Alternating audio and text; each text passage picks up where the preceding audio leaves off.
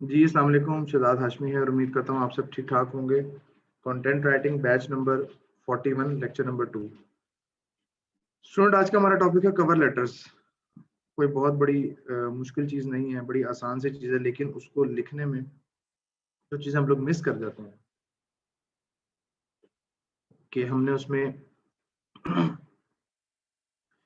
क्या मेंशन करना है और क्या चीज़ें हमने उसमें इग्नोर करनी है, उसको आज हम देखेंगे। और ये सैंपल जो है, ये वर्ड की फाइल, ये आप लोगों के साथ एज इट इज़ शेयर कर दी जाएगी, तो आप लोग इसको देख के अपना एक कवर लेटर बना सकते हैं। और जब स्पेशली स्पेशली स्पेशली जब क्लाइंट के लिए बनाना है, तो आपने इस चीज़ को बहुत ज़्यादा मद्देनजर रखना है, उन चीज़ों को जो आपको मैं आज बताऊंगा। जैसे हमने रेज्यूमे में देखा था ना, वो कीवर्ड्स और वो चीज़ें, तो इसी तरह इसमें भी आप लोगों ने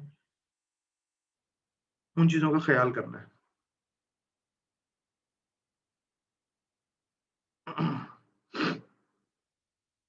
तो जी, स्टार्ट करते हैं। कवर लेटर बहुत ही सिंपल सी चीज है, लेकिन ये जितनी सिंपल है उतनी ही टेक्निकल भी है। जॉब टाइटल, कि आपने जो है सबसे पहले जिस जॉब के लिए आप अप्लाई कर रहे हैं उसका टाइटल क्या होना चाहिए, और उसके अलावा एम्प्लॉय नेम, जिसको आप भेज रहे हैं, जिस इदारे को, जिस कंपनी को आप भेज रहे हैं, उसका टाइटल वो कैसे होता है, वो भी हम सारे प्रैक्टिकल वो चीजें देख लेंगे। स्किल्स, अच्छा, अब स्किल्स की बात आती है। प्रीवियसली जो पिछला लेक्चर था, उसमें मैंने आप लोगों से स्किल के हवाले से बात की कि स्किल जो है वो हम उसमें टेक्निकल स्किल अपनी मेंशन करते हैं, लाइक आपका आप जॉब रिलेटेड स्किल्स, कि अगर जिस कैटेगरी की जॉब के लिए आप अप्लाई कर रहे हो, वही कैटेगरी आप वहां पे मेंशन करते हैं। लाइक कंटेंट राइटिंग थी, तो कंटेंट राइटर का कीवर्ड वो आपकी स्किल है, फिर उस कंटेंट राइटिंग के हवाले से स्किल्स, वो थी सारी की सारी टेक्निकल स्किल्स। अब यहाँ पे टेक्निकल के साथ साथ सॉफ्ट स्किल्स भी आएंगी। कैसे? वो एक बड़ी आसान सी चीजें जो मैं भी आपको बताने वाला हूँ, सिर्फ उसकी जो प्लेसमेंट है ना, उसके ऊपर है वो लेटर विन या लूजिंग पॉइंट पे आता है। Top 3 strength as a candidate, कि एक बंदा, आप या आपका क्लाइंट, उसके अंदर उसकी पर्सनैलिटी में क्या स्ट्रेंथ है, वो स्ट्रेंथ जो उसको काम में मदद देगी। मैं भी एग्जांपल्स के साथ आता हूँ चीजों पे। कितने अरसे से वो काम कर रहे हैं, how long you have been working, recent job title आपका क्या था। डेफिनेटली अब यहाँ से हम एक्सपीरियंस पे आ जाएंगे। ये जो 6 और 7 है ना, 6 में हम एक्सपीरियंस पे आ जाएंगे और 7 में हम अ, अपनी एम्प्लॉयमेंट हिस्ट्री पे आ जाएंगे कि अगर आप कभी अनएम्प्लॉयड थे, बेरोजगार थे या नहीं थे, नहीं थे तो क्यों थे। अब इन सारी चीजों के अंदर हमने देखना ये है कि हमने चीजों को प्लेस कैसे करना है। मैं सैंपल की तरफ आता हूँ बगैर टाइम वेस्ट किए। मैंने आप लोगों को बताया था कि हम लोगों ने इसमें हेडर और फुटर नहीं डालना है, हेडर और फुटर नहीं डालना है। तो मैं क्या करता हूँ, ये पेज मेरा ब्लैंक है, ठीक है, मैं पेज ओपन करता हूँ, वर्ड पे बनाता हूँ। अच्छा, बाय द वे, जो फ्रेश कैंडिडेट्स होते हैं ना, उनसे कवर लेटर नहीं मांगा जाता। मोस्टली 99.9% केसेस में फ्रेश से कवर लेटर्स नहीं मांगा जाता। लेकिन आपने चूंकि इसलिए सीखना जरूरी है कि अगर आप फ्रीलांसिंग में जाके इसको यूटिलाइज करते हो, तो वहां पे आपको फायदा होगा। इंसर्ट में जाते हैं हम, हेडर में जाते हैं, और यहाँ से हम हेडर सिलेक्ट कर लेते हैं। हेडर को हम मिड में रखेंगे, साइड पे भी रख सकते हैं, कोई फर्क नहीं पड़ता इससे। इसको आप मिड में भी रख सकते हैं, साइड पे भी रख सकते हैं, इधर भी, इधर वैसे सूटेबल रहेगा। उसके बाद जिस डेट को आप सबमिट करवा रहे हैं वो डेट, जिस कंपनी को आप सबमिट करवा रहे हैं वो कंपनी का नाम, R E reply for the post of accounts manager. तो मैं यहाँ पे लिख देता हूँ for the post of content, मिसाल के तौर पे। आप अपनी मर्जी से किसी का भी नाम ऐड कर सकते हैं। नाम नहीं, सॉरी, जिस जगह पे आप लोग अप्लाई कर रहे हो, जिस पोस्ट के लिए अप्लाई कर रहे हो, उसी पोस्ट जो टाइटल वहां मेंशन होगा उस जॉब पोस्ट के अंदर, उसी को आप रिप्लाई करेंगे। लाइक अकाउंट्स की है, फाइनेंस की है, टीचर की है, प्रोफेसर की है, एचआर की है, केमिस्ट की है, जो भी है वो आप रेलिवेंट टाइटल मेंशन करोगे। ये तो सारी चीजें हम देख के लिखते हैं, इसमें कोई बहुत मुश्किल चीज नहीं है। रिस्पेक्टेड हायरिंग मैनेजर, अच्छा अब यहाँ पे दो बातें हैं। अगर तो नाम मेंशन नहीं किया हुआ तो वो बता देते हैं कि आपने मिस्टर फलां को एड्रेस करना है ये लेटर, कवर लेटर। वो जॉब पोस्ट में जो कवर लेटर मांगते हैं ना, उसकी डिटेल्स भी बताते होते हैं। अगर तो नहीं बताया हुआ सिर्फ, फिर वो बता देते हैं कि आपने हायरिंग मैनेजर को ये लेटर जो है एड्रेस करना है। इन केस वो भी नहीं बताया हुआ, वो सिर्फ कहते हैं कि जी अगर कोई बहुत ही वर्स्ट सिनेरियो है, वो आपसे कहते हैं जी आप कवर लेटर भी साथ देंगे, तो देन वो सिर्फ आप क्या करेंगे, रिस्पेक्टेड हायरिंग मैनेजर आप लोग वहां पे मेंशन कर देंगे। अच्छा अब स्टार्ट डिफरेंट है, जैसे मैंने यहाँ किया हुआ थ्रू आउट माई करियर, तो यहाँ पे आप लोग कुछ भी लिख सकते हो, उसको चेंज कर सकते हो, या इन माई करियर, या इन माई ऑल प्रोफेशनल एक्सपीरियंस, या इन माई ऑल प्रोफेशनल करियर, इस तरह से स्टार्ट कर सकते हैं आप लोग, थ्रू आउट माई करियर। अच्छा जी, अब I have contributed to provide with, ये जो चीजें मैंने बोल्ड नहीं की हुई ना, इनको आप इन्हीं बातों को अपने अल्फाज में लिख सकते हैं। लेकिन जो चीजें मैंने बोल्ड की हुई हैं, ये वो चीजें हैं जो हमने उनको कन्वे करनी है हर सेंटेंस के अंदर। कैसे? I have contributed to provide with the students, please एक मिनट होल्ड कीजिएगा प्लीज।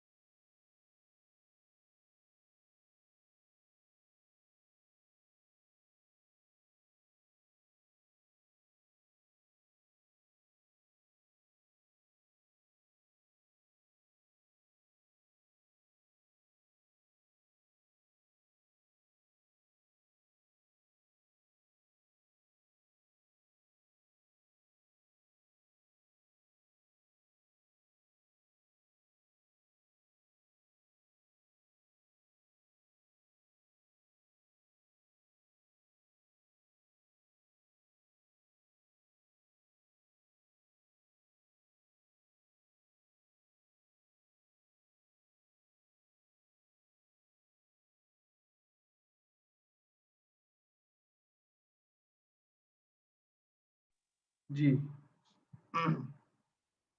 मेरी आवाज क्लियर है? मैंने म्यूट किया हुआ था, इसलिए आप लोगों को मेरी आवाज नहीं आ रही थी। ओके जी, अच्छा तो मैं बात कर रहा था लेटर की। अब इसमें जो मेन मेन चीजें, जो जो पॉइंट टू पॉन्डर है ना, जिसे कहते हैं ना पॉइंट टू बी नोटेड, वो पॉइंट टू बी नोटेड क्या है?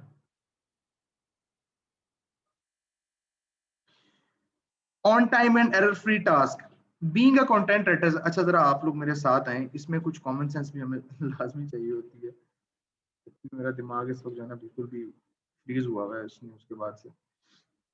अच्छा जी, वेल हम करते हैं इसको। Throughout my career I have contributed to provide with the on time and error free task. अच्छा अब बात आ रही है कंटेंट राइटिंग की। मैं उसी एग्जांपल को कैरी कर लेता हूं पिछले वाली को। I have contributed to provide with the quality content. हर फील्ड का एक की पॉइंट होता है, वो की पॉइंट उस फील्ड को, उस स्किल को बहुत अच्छे से एक्सप्लेन कर रहा होता है। अगर मैं बात करूं अपनी फील्ड की, like I am a writer, तो मेरे काम में quality content, quality written content एक बहुत बड़ा वर्ड है। यानी कि अगर जब भी कोई अच्छा क्लाइंट कोई राइटर ढूंढ रहा होता है ना, तो वो लाजमी कहेगा क्वालिटी कंटेंट, या वो कहेगा plagiarism free content, grammatical error free content. वो इस तरह के कीवर्ड्स यूज करते हैं। तो I have contributed to provide with the quality content according to organisation needs. इसको आप कुछ चेंज भी कर सकते हैं, like as per organisation needs, या इस तरह से। ठीक है, ये सैंपल है, इसको आप लोग रीराइट करके यूज भी कर सकते हो, कोई मसला नहीं है। माई स्ट्रेंथ, अच्छा अब ये जो स्ट्रेंथ है, ये कौन सी स्ट्रेंथ है? ये क्या आपकी जिस्मानी स्ट्रेंथ है? नहीं, ये आपकी साइकोलॉजिकल, आपकी स्किल्स की स्ट्रेंथ है। आपकी एक बीइंग अ एम्प्लॉय या बीइंग अ फ्रीलांसर, एक बीइंग अ कैंडिडेट, आपकी क्या स्ट्रेंथ है? वो मेरी स्ट्रेंथ, मेरी क्वालिफिकेशन और मेरी स्किल्स जो है वो आइडियल मैच है for the post of content writer. मैं उन्हें ये बात क्यों बता रहा हूँ वैसे? हालांकि उनके पास मेरा रेज्यूमे है तो सही, तो मुझे इस बात का जवाब देना चाहेगा। मैं उन्हें क्यों बता रहा हूँ कि आइडियल मैच है? स्टूडेंट्स, मेरा आपसे सवाल है, जवाब दीजिएगा अगर मेरी आवाज आ रही है आप लोगों को तो। आप लोगों को मेरी आवाज आ रही है? इसलिए कि कवर है? अच्छा, नहीं नहीं, ऐसा नहीं है। और मेन अपनी स्किल्स बताते हैं। अच्छा, ओके, देखो, मेरी स्ट्रेंथ, मेरी qualification and my skills are ideal match for the post of content writer requirement and will bring immediate value to your organisation. Immediate value to your organisation. मैं इदारे को यहाँ पे हुक कर रहा हूं, मैं इदारे को हुक कर रहा हूं, यानी कि उनको मैं ग्रैब कर रहा हूं कि जनाब, मेरी स्ट्रेंथ बीइंग अ कैंडिडेट, मेरी क्वालिफिकेशन, मेरी स्किल्स इस पोस्ट के लिए, कंटेंट राइटिंग की जो रिक्वायरमेंट है उसके लिए एक परफेक्ट मैच है। और जी बिल्कुल शाहिदा मिर्जा, वो कवर लेटर पहले देखा जाता है। And will bring immediate value to the organisation. अब यहाँ पे पढ़ने वाला अट्रैक्ट हो रहा है, आप उसके माइंड को ग्रैब कर रहे हैं कि यार ये बंदा इतने कॉन्फिडेंस से कह रहा है या बंदी इतने कॉन्फिडेंस से कह रही है कि इमीडिएट वैल्यू देगा और आइडियल मैच है, चलो अच्छा उसको देखते हैं, देन वो आगे जाएगा। तो यहाँ पे हम उनको ग्रैब कर रहे होते हैं क्योंकि हमने उनको बताना है कि वाकई हम इस चीज के लिए एलिजिबल हैं। उसके बाद हम आ जाते हैं एक्सपीरियंस पे। In my previous job I perform a positive approach and transparency. इसको मैं चेंज करूंगा, ये चूंकि अकाउंटेंसी के हवाले से बना हुआ था। In my previous job I perform a plagiarism, perform नहीं आएगा। I have provided a plagiarism and error free content। अब यहाँ मैं फिर उनको बता रहा हूँ कि जनाब मैंने ऐसा कंटेंट दिया था जिसमें ना कोई एरर था और ना ही उसके अंदर कोई प्लेजरिज्म का, पता है ना आप लोगों को कि कहीं से कॉपी ना किया हुआ हो कंटेंट। प्लेजरिज्म बहुत मैटर करता है हमारी इंडस्ट्री के अंदर कि लाइक आपसे कोई टॉपिक दे दीजिए, आप नेट से उठा के कॉपी पेस्ट करके दे दो, ऐसा नहीं होता, चेंज करना पड़ता है उसको, ठीक है। While I am independently motivated. अच्छा, अब ये भी एक किलर पॉइंट है, किलिंग पॉइंट है क्या? इंडिपेंडेंटली मोटिवेटेड, कि किसी को मुझे ये नहीं कहना पड़ेगा कि भाईजान उठो काम करो सुबह हो गई है, नहीं। मैं अपने काम के साथ, ये कॉन्सेप्ट, ये लाइन ये बता रही है कि मैं अपने काम के साथ सीरियस हूँ, सिंसियर हूँ, मैं इंडिपेंडेंटली मोटिवेटेड हूँ, किसी को मुझे उजागर करने की कोशिश नहीं करती। I accept challenges and do whatever. देखो उसमें कोई बहुत बड़ी रॉकेट साइंस नहीं लिखी हुई, लेकिन ये जो मैंने बोल्ड किए में ना, ये जो वर्ड्स की सिलेक्शन होगी ना यहाँ पे, ये जितनी अच्छी होगी ना, कवर लेटर उतना अच्छा होगा। ये है कवर लेटर, इसके अलावा कोई बहुत बड़ी रॉकेट साइंस नहीं है इसमें। जिनको पता था वेल एंड गुड, जिनको नहीं पता वो आज जान जाएंगे। मैं चैलेंजेस एक्सेप्ट करता था and do whatever it takes and collaborate productively with in the group. अच्छा, अब ये जो मैंने लाइन लिखी है ना, इसको मैं जरा हाईलाइट कर रहा हूँ। मैंने चैलेंजेस को एक्सेप्ट किया and do whatever it takes, do whatever it takes, इसको हम कहते हैं डूअर, इसको हम कहते हैं डूअर। पर्सनैलिटी के कुछ ट्रेड्स होते हैं। डूअर वो लोग होते हैं, do whatever it takes, जिन्हें पता है कि हमने काम करना ही करना है, मुश्किलात, परेशानियां, जिंदगी के मामलात, ये वो आने हैं, लेकिन काम के टाइम पे वो कोशिश करते हैं कि चीजों को किसी ना किसी तरीके से मैनेज करके चीजों को किया जाए, परफॉर्म किया जाए। Can we write the figure of content as well? Figure मतलब किस तरह से, आयशा याकूब क्लियर कीजिएगा कि आपने इतने प्रोजेक्ट्स परफॉर्म किए, इस हवाले से बात कर रहे हैं आप फिगर में? अगर आप इसी हवाले से बात करें तो यस, आप बिल्कुल लिख सकते हैं और उससे बहुत अच्छा इंप्रेशन पड़ता है कि मैंने इतने हंड्रेड्स या इतने नंबर्स ऑफ प्रोजेक्ट्स परफॉर्म किए हैं, तो बहुत अच्छी चीज है। इसको हम आगे बिडिंग स्ट्रेटेजी में डिस्कस करेंगे डिटेल में, तो हम नंबर्स लिखते हैं इसमें। Do whatever it takes, doer and collaborate productively with in the group. ये जो कोलैबोरेट प्रोडक्टिवली, इसको हम कहते हैं team work, team working. Traits हमारे पास कौन कौन से होते हैं, मैं ट्रेड्स आपको बताना चाहूँ। डूअर, लीडरशिप, एनालाइजर, और एक हमारे पास होता है ऑर्गेनाइजर, और एक हमारे पास होता है, अभी मुझे 4 ज़हन में आ रहे हैं। डूअर कहता है do whatever it takes. Leadership क्या, ग्रुप में काम करना पसंद करता है। एनालाइजर लॉजिकल होता है, लॉजिक को फाइंड करता है। ऑर्गेनाइजर क्या होता है, जो कि बैंक में मैनेजर टाइप लोग होते हैं, बिल्कुल घड़ी की सुई के साथ चलना और बिल्कुल टू द पॉइंट काम करना, और कोई इधर उधर की फजूल बात नहीं, बिल्कुल लिमिटेड। इसको हम इंट्रोवर्ट और एक्सट्रोवर्ट, दो पर्सनैलिटीज होती हैं। इंट्रोवर्ट वो जो अपने आप में रहते हैं, बहुत लिमिटेड रहते हैं, वो ऑर्गेनाइजर टाइप लोग होते हैं इस पॉइंट ऑफ व्यू से, जॉब्स पॉइंट ऑफ व्यू से। और जो होता है एक्सट्रोवर्ट, वो सोशल होता है, लोगों के साथ जरा मिलता जुलता रहता है। तो ये ट्रेड्स आप यहाँ अपने मेंशन करेंगे, जिससे ये पता चलेगा कि ये बंदा किस तरह का है। अब देखो, डू व्हाटएवर इट टेक्स, मेरे हिसाब में ये कंटेंट की जॉब के लिए ये ट्रेड फिट होता है, क्योंकि इसमें चैलेंजेस होते हैं। And collaborate productively with in the team, ये वैसे ये दो जो मैंने पॉइंट लिखे हैं ना, ये मोस्टली जगह पे फिट हो जाते हैं। टीम वर्किंग, लोगों के साथ मिलकर काम करना, इसमें आपकी कम्युनिकेशन भी आ जाती है, इसमें आपकी कन्फ्लिक्ट मैनेजमेंट भी आ जाती है, आप प्रॉब्लम सॉल्वर भी हो जाते हैं। नहीं नहीं, आपने ब्रैकेट में नहीं लिखना, ये मैंने आपकी आसानी के लिए ब्रैकेट में लिखा है, इसको ब्रैकेट में नहीं लिखना, और ना ही बोल्ड करके लिखना। ये बोल्ड जो मैंने किए हुए आपकी आसानी के लिए किए हुए हैं, ताकि आपको क्लियर हो जाए पॉइंट। और ये आपने, ये मैंने रेड कर दिया, इसको अपने ब्रैकेट में बिल्कुल भी नहीं लिखना। उसके बाद जी आगे हम चलते हैं, ये जो एक और मैंने बोल्ड किया हुआ है कि this opportunity is specially exciting. अब आप अपना इंटरेस्ट शो कर रहे हो कि मैं इतना एक्साइटेड हूँ इस अपॉर्चुनिटी को लेके, क्योंकि मेरे जो प्रोफेशनल गोल्स हैं, मैं जी एग्जांपल क्रिएट करता हूँ, मैं इतना एक्साइटेड हूँ जी कि एनलिक इंटरप्राइजेस, जिनको कंटेंट राइटर चाहिए, उनका गोल है, उनके मिशन एंड वैल्यूज हैं कि उन्हें अच्छे से अच्छा कंटेंट अपनी कंपनी का पब्लिश करवाना चाहते हैं वो। तो मेरा भी गोल यही है कि अच्छे से अच्छा कंटेंट मैं पब्लिश करूं। तो यहाँ पे मैं रिलेट करूंगा अपने पैशन को, अपनी एक्साइटमेंट को, अपने इंटरेस्ट को, अपनी विलिंगनेस को कंपनी के मिशन एंड गोल्स के साथ। ये लाइंस देखने में बड़ी इजी सी लग रही है, लेकिन ये जब एक कंपनी के एंड से इनको देखा जाता है ना, तो इनका बहुत ज्यादा एक इफेक्ट होता है, पॉजिटिव वे में इफेक्ट होता है इनका। फर्दर, अब ये मैंने लिखा था उसमें पिछली जॉब के हवाले से जो हमने क्रिएट किया था।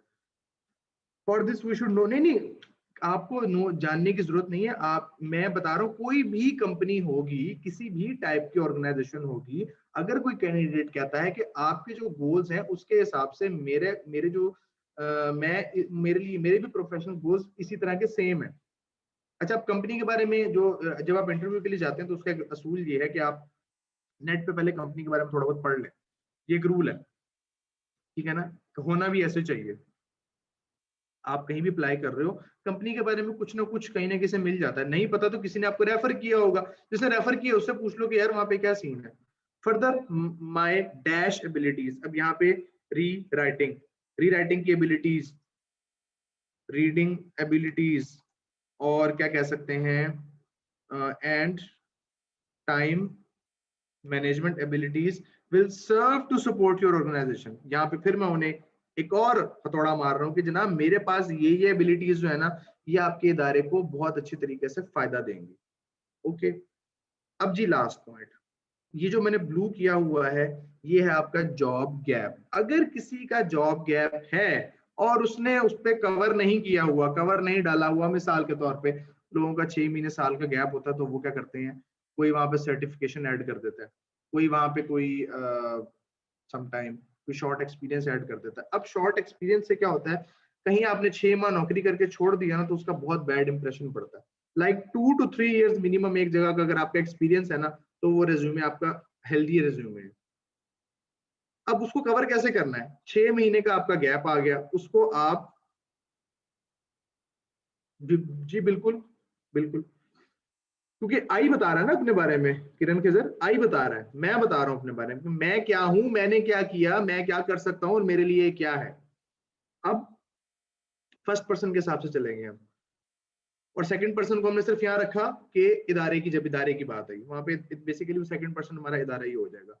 अभी जो मैंने ब्लू किया हुआ है, इसके आगे मैंने एक रेड लाइन लिखी हुई है कि ये तब आप मेंशन करेंगे अगर आपके एम्प्लॉयमेंट में गैप है, आपके रेज्यूमे में गैप है। मेरा, मैं जो कह रहा हूँ ना, आपके रेज्यूमे में, इस आपसे मुराद आप या ऑनवर्ड आपका क्लाइंट है, ठीक है। तो ये नहीं कहना कि सर ये सिर्फ हमारे लिए ही है। जी बिल्कुल, ये वही है जो हम रेज्यूमे के साथ प्रोवाइड करते हैं। इस कवर लेटर की बेस पे फिर आपका रेज्यूमे सेलेक्ट होता है, यानी कि इतना पावरफुल, जितना पावरफुल ये होगा ना, उतना आसानी से आपका रेज्यूमे के सिलेक्ट होने के चांसेस ज्यादा होंगे। अब जी, you may have noticed a gap, आपने गैप देखा मेरे रिज्यूमे में। अच्छा, आप इस गैप को कवर करने के तरीके हैं कि जी आप कोई एजुकेशन डाल दें, कोई सर्टिफिकेशन ऐड कर देंगे, जी मैं इस दौरान अपनी स्किल को इम्प्रूव कर रहा था ताकि मैं आगे जाके बेहतर से बेहतर परफॉर्म कर सकूं। ठीक है, तो यहाँ पे मैंने लाइन ऐड की है, during this period I elected to take a leave from the work force in order to go back to school. यहाँ पे ये बेसिकली मैंने ऑनेस्टली मैंने खुद सारा नहीं लिखा, ये मैंने कहीं से उठा लिया था क्योंकि थोड़ी सी सुस्ती सी महसूस हो रही थी। तो ये कोई बहुत बड़ी रॉकेट साइंस नहीं है, इसको आप चेंज कर सकते हैं कि जी इस टाइम मैं अपनी कुछ एजुकेशन कंप्लीट करना चाह रहा था, तो जिसकी वजह से मैंने जॉब परफॉर्म नहीं की। या सम टाइम होता है लोगों के एक्सीडेंट्स हो जाते हैं, तो लोग उस वजह से कुछ टाइम जो है।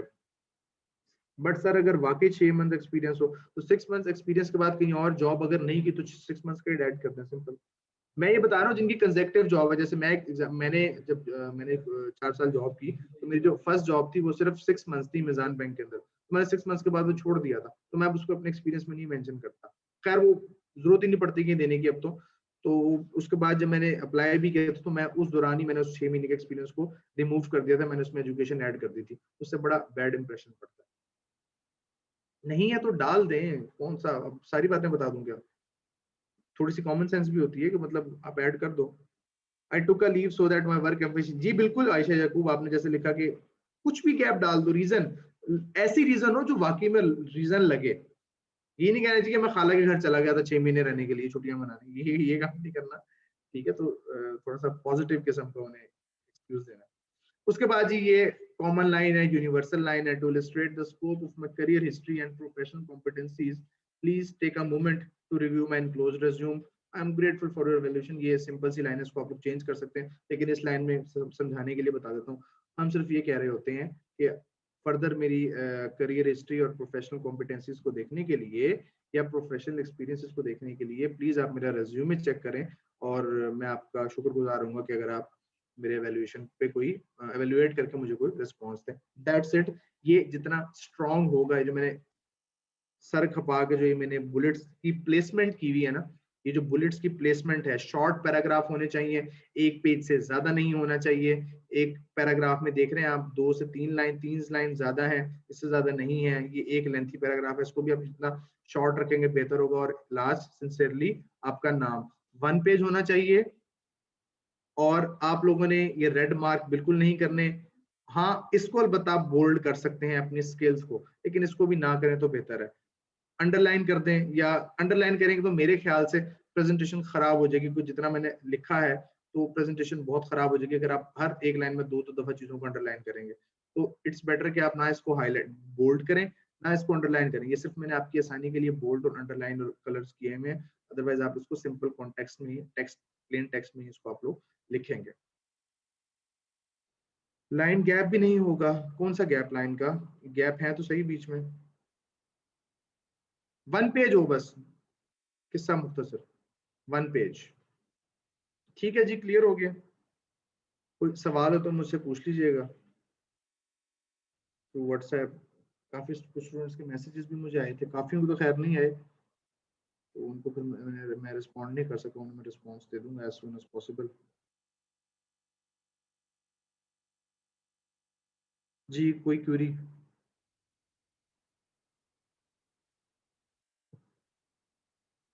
जी बिल्कुल, बिल्कुल। और अगर क्लाइंट के एंड से भी देखें ना हम, तो मैं अब आपको एक इसका प्लस पॉइंट बताता हूँ। बड़े बड़े लोग हैं जिनको आज भी कवर लेटर लिखने नहीं आते, मेरे पास ऐसे स्टूडेंट्स भी आते हैं जो जॉब कर रहे होते हैं। इस बैच में मुझे नहीं पता कोई है नहीं है, लेकिन प्रीवियसली हुआ है, जो मेरे दूसरे भी पास्ट में जितना पढ़ाया है, तो उसमें भी लोगों को कवर लेटर का मेन कॉन्सेप्ट नहीं पता होता। बस इतना पता है जी लेटर होता है, उसकी एक सिमेट्री होती है, हर चीज देखो। ये चीजें लिखना हर किसी को आती है, लेकिन सिमेट्री में लिखना हर किसी को नहीं आता। अच्छा मैं जरा यहाँ लिखता हूँ कवर लेटर। कवर लेटर लिखते हैं और देखते हैं कि 33,092 सर्विसेज है। अब ये कवर लेटर के साथ आपको यहाँ पे रेज्यूमे भी नजर आ रहे हैं, तो नतीजा ये निकला कवर लेटर और रेज्यूमे इकट्ठी बिकती हैं। 16,000, 41,000, 10,000, 12,000, 10, 4, 26,000, 33,000, 10,000, 20,000, 16, 26, 4,000, 7,000, 4,000, 48,000। पता नहीं ऐसा क्या लिख के दे रहे हैं इसके अंदर। ठीक है, ये जो जितने महंगे महंगे बेच रहे हैं ना, ये सारे ATS रेज्यूमे बेच रहे होते हैं। इनिशियली आपके लिए फाइवर पे जाना इश्यू हो जाएगा, लेकिन आप लोगों के पास इसके अलावा और बहुत सारे प्लेटफॉर्म हैं। लेक्चर ग्रोल क्या मतलब सर? एक्सपीरियंस नहीं तो आप लोग नहीं लिखोगे ना अपना। अगर देखो आप अपना नहीं लिख सकते तो आप एक क्रिएट कर लो कि अगर मैं मेरी फलानी फील्ड है और मैं इसके लिए अप्लाई करता हूं तो उसके लिए कवर लेटर में कैसे लिखूंगा। ठीक है, अगर एक्सपीरियंस नहीं है तो सपोज कर लो मिसाल के तौर पे कोई यहाँ पे मेरे ख्याल से कोई एजुकेशन वाला था यहाँ पे, एक MS एजुकेशन वाला एक स्टूडेंट था यहाँ पे। ठीक है, तो वो अब उनकी जॉब भी नहीं थी, जो उस दिन मेरी बात हुई थी प्रीवियस लेक्चर में, मुझे याद है।